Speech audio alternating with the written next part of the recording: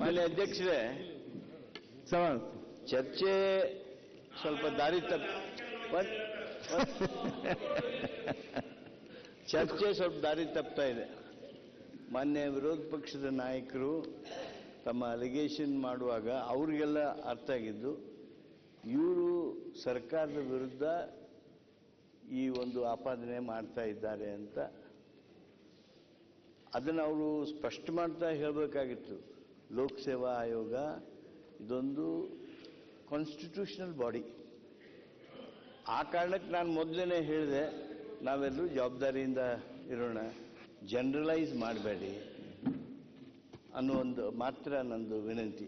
ಈ ಸಂದರ್ಭದಲ್ಲಿ ನಾನು ಹೇಳೋದಕ್ಕೆ ಬಯಸ್ತೀನಿ, ಇದು ಸಂವಿಧಾನಾತ್ಮಕವಾಗಿರ್ತಕ್ಕಂಥ ಸಂಸ್ಥೆ ಆಗಿರೋದ್ರಿಂದ ಅವರಿಗೆ ಇಲ್ಲಿ ಬಂದು ಡಿಫೆಂಡ್ ಮಾಡಿಕೊಳ್ಳುವಂಥ ಅವಕಾಶ ಇಲ್ಲದೇ ಇರೋದ್ರಿಂದ ತಾವು ಸ್ಪೆಸಿಫಿಕ್ ಆಗಿ ಏನು, ಯಾಕಂದರೆ ಅಧ್ಯಕ್ಷರು ನಿಮಗೆ ಪರವಾನಗಿ ಕೊಟ್ಟಿದ್ದಾರೆ, ನೀವು ಹೇಳ್ರಿ.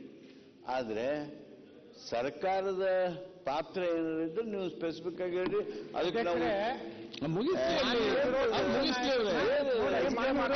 ಹೀಗೆ ಒಬ್ಬೊಬ್ಬರು ಅಲ್ಲಿ ಮಾತಾಡಾಗ್ತದೆ. ಇಲ್ಲಿ ಕೆಲವು ಸ್ಯಾಂಪಲ್, ಅಲ್ಲಿ ಕೆಲವು ಸ್ಯಾಂಪಲ್ ಕೂತ್ಕೊಳ್ಳಿ. ಈಗ ನಿಮ್ಮ ಸರ್ಕಾರ ಬಗ್ಗೆ ಮಾತಾಡ್ತಾ ಇಲ್ಲ. ಅಲ್ಲ, ಯಾವ ಸರ್ಕಾರ ಇದ್ದಾವನು ಕೆಪಿಎಸ್ಸಿ ಭ್ರಷ್ಟಾಚಾರ ಉತ್ತರ ಕೊಟ್ಟಿದ್ದಾರೆ. ಮಂತ್ರಿ ಮಾತಾಡ್ಲಿ ಅಲ್ಲ, ಮಾತಾಡ್ಲಿ. ಅವರು ನೀವ್ ಯಾಕೆ ಮಾಡ್ತಾ ಇರೋದು ಕೆಪಿಎಸ್ಸಿ. ಆಯ್ತು, ನೀವ್ ಯಾಕೆ ಮತ್ತೆ ಮಾತಾಡಿ ಇವ್ರೆ. ನೀವ್ಯಾಕೆ ಬೆನ್ನು ನೋಡ್ಕೊಳಕತ್ತೀರಿ ಕುಂಬಳಕಾಯಿ ಅಂದ್ರೆ? ನಾವು ಎಚ್ ಕೆ ಪಾಲ್ರ ಬಗ್ಗೆ ಆರೋಪ ಮಾಡಿಲ್ಲ, ಯಾವುದೇ ಮಂತ್ರಿಗಳ ಬಗ್ಗೆ ಆರೋಪ ಮಾಡಿಲ್ಲ. ನಮ್ಮ ಮಾನ್ಯ ವಿರೋಧ ಪಕ್ಷಗಳು ಕೆಪಿಎಸ್ಸಿಯಲ್ಲಿ ನಡೀತಿರುವಂತ ಭ್ರಷ್ಟಾಚಾರದ ಹಗರಣ ಬಗ್ಗೆ ಮಾತಾಡಕತ್ತಾರೆ.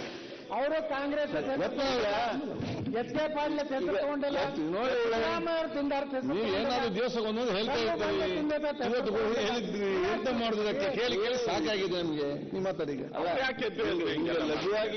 ಲಘುವಾಗಿ ಚರ್ಚೆ ಆಗೋದು ಬೇಡ ಅನ್ನೋ ಮಾತ್ರ ನನ್ನ ವಿನಂತಿ.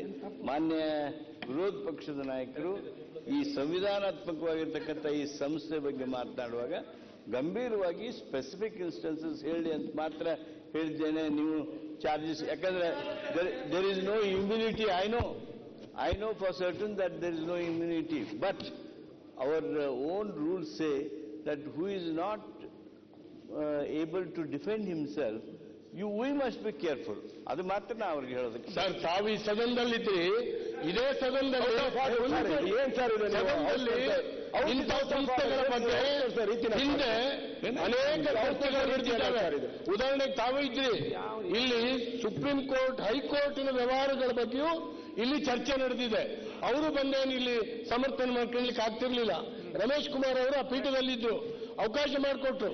ನಮ್ಗಿಲ್ಲಿ ರಕ್ಷಣೆ ಇದೆ ಮತ್ತು ಇಲ್ಲಿ ಇಂಥ ಚರ್ಚೆಗಳು ಆಗಬೇಕಾಗಿದೆ, ನಾವು ಕಣ್ಣು ಮುಚ್ಚಿ ಕೂರ್ಲಿಕ್ಕೆ ಆಗೋದಿಲ್ಲ ಅಂತ ಹೇಳಿ ಅವಕಾಶ ಕೊಟ್ಟು ಇಲ್ಲಿ ಬಹಳ ದೊಡ್ಡ ಡಿಬೇಟ್ ನಡೆದಿದೆ. ಇತಿಹಾಸದಲ್ಲಿ ತೆಗೆದು ನೋಡಿ ನೀವು.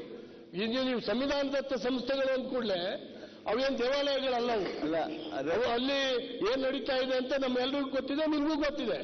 ಅದು ಎಲ್ಲೂ ಚರ್ಚೆ ಆಗ್ಲಿಕ್ಕೆ ಎಲ್ಲೋ ಒಂಥರ ಮಡಿವಂತಿಕೆ ತೋರಿಸೋದಿದೆಯಲ್ಲ, ಅಪಾಯಕಾರಿ ಸರ್.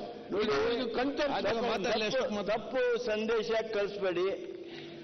ಅರವಿಂದ್ ಜ್ಞಾನೇಂದ್ರ ಅವ್ರಿಗೆ ನಾ ಹೇಳ್ತೀನಿ, ಏನು ಸರ್ ಯಾಕೆ ನಿಂತು ಮಾತಾಡ, ಚುನಾವಣಾ ಆಯೋಗ ಬಗ್ಗೆ ಬೇಕಾಬಿಟ್ಟು ಮಾತಾಡಿ ನೋಡಿ. ನೀವು ಅನಧಿಕೃತವಾಗಿ ಮಾತಾಡಲಿಕ್ಕೆ ಹೋಗಬೇಡಿ. ನೀವು ಸುಮ್ಮನೆ ಮಾತಾಡಿ. ಇದೆಲ್ಲ ಚುನಾವಣಾ ಮಾತಾಡಿ ಅವಕಾಶ ಕೊಡಿ. ಯಾಕೆ ಸುಮ್ಮನೆ ನಾಟಕ ಇಲ್ಲಿ ಅವರೇ. ಅಧ್ಯಕ್ಷರೇ, ಚುನಾವಣಾ ಆಯೋಗದ ಬಗ್ಗೆ ನಾನೇ ಇಲ್ಲಿ 2 ಗಂಟೆ ಮಾತನಾಡಿದ್ದೇನೆ. I must thank Vishweshwar Hegde Kageri for having brought that subject of election reforms. ನಾನು 2 ತಾಸು ಮಾತಾಡಿದ ಮೇಲೆ ನಾವು ಸ್ಪೆಸಿಫಿಕ್ ಇನ್ಸ್ಟೆನ್ಸಸ್ EVM ಬಗ್ಗೆ ಕೊಟ್ಟಿದ್ವಿ. ನಾನು ವಿಶ್ವೇಶ್ವರ ಹೆಗಡೆ ಸ್ಪೀಕರ್ ಅವರ ಮುಖಾಂತರನ ಒಂದು ಕಾಗದ ನಾನು ಅವ್ರಿಗೆ ಬರೆದು, ಅವ್ರು ಆ ಕಾಗದ ಇಲೆಕ್ಷನ್ ಕಮಿಷನ್ಗೆ ಕಳಿಸಿ, ಆ ಇಲೆಕ್ಷನ್ ಕಮಿಷನ್ನವ್ರು ಏನು ಉತ್ತರ ಬರ್ತಾರ ಅದನ್ನ ಒಮ್ಮೆ ನೀವು ಈ ಸದನದಲ್ಲಿ ಇಡಬೇಕಾಗುತ್ತೆ. ನಾನು ಮತ್ತೊಮ್ಮೆ ತಮ್ಮ ವಿನಂತಿ ಮಾಡ್ತೀನಿ.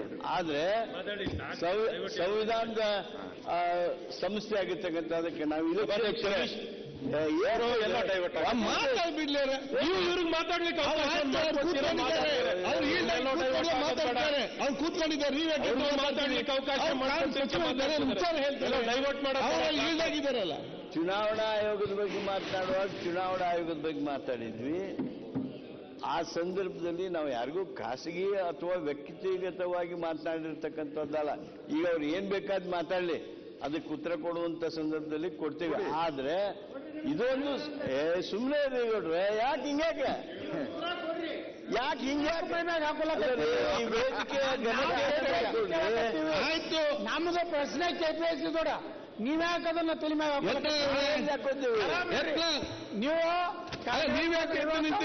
ನಾಯಕರಲ್ಲಿ ನೀವು ಒಬ್ರು ಅದಿರಿ, ಆರಾಮಾಗೆ ಎಲ್ಲ ಕೇಳ್ರಿ.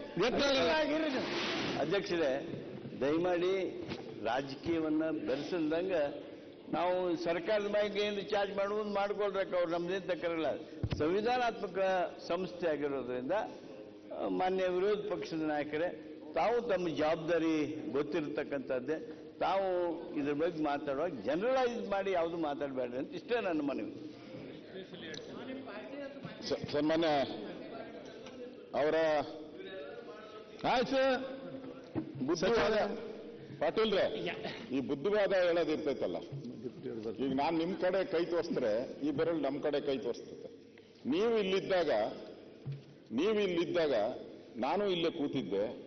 ಹೈಕೋರ್ಟ್ ಜಡ್ಜ್ಗಳ ಬಗ್ಗೆ ಮಾತಾಡಿದ್ರಲ್ಲ ನೀವೆಲ್ಲ, ಅವಾಗ ಹೈಕೋರ್ಟ್ ಜಡ್ಜ್ಗಳು ಬಂದು ಇಲ್ಲಿ ಡಿಫೈನ್ ಮಾಡಿದ್ರ, ಇಲ್ಲಿ ಏನೇನ್ ಮಾತಾಡಿದಿರ ಪದಗಳು ತೆಗಿಸಿಬೇಕಾದ್ರೆ ಏನೇನ್ ಮಾತಾಡಿದಾರೆ ಅಂತ. ನಂಜೇಗೌಡರು ಎಲ್ಲ ಇದ್ರು ಇಲ್ಲಿ.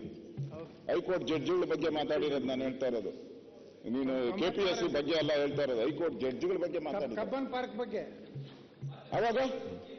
ಅವಾಗ ಕಾನೂನು ಬೇರೆ, ಇವಾಗ ಕಾನೂನು ನನಗೆ ಮಾತ್ರ ಅಲ್ಲಲ್ಲ. ಒಂದೇ ನಿಮಿಷ, ನಿಮ್ಗೆ ನನ್ನ ಮೇಲೆ ಪ್ರೀತಿ ಐತೆ, ಅದು ಬೇರೆ ಪ್ರಶ್ನೆ. ಅವಾಗ ಕಾನೂನು ಬೇರೆ, ಇವಾಗ ಕಾನೂನು ಹೆಂಗ್ ಚೇಂಜ್ ಆಗ್ಬಿಡ್ತು? ಅಲ್ಲಲ್ಲ ನೋಡಿ, ನೀವು ಎಲೆಕ್ಷನ್ ಕಮಿಷನರ್, ಅದನ್ನು ಇಂಡಿಪೆಂಡೆಂಟ್ ಬಾಡಿ, ಅದ್ರ ಬಗ್ಗೆ ಮಾತಾಡ್ಬೋದು. ಅದು ಇಂಡಿಪೆಂಡೆಂಟ್ ಬಾಡಿ, ಅದನ್ನು ಕಾನ್ಸ್ಟಿಟ್ಯೂಷನಲ್ ಪ್ರಾವಿಷನ್ ಇರೋದು.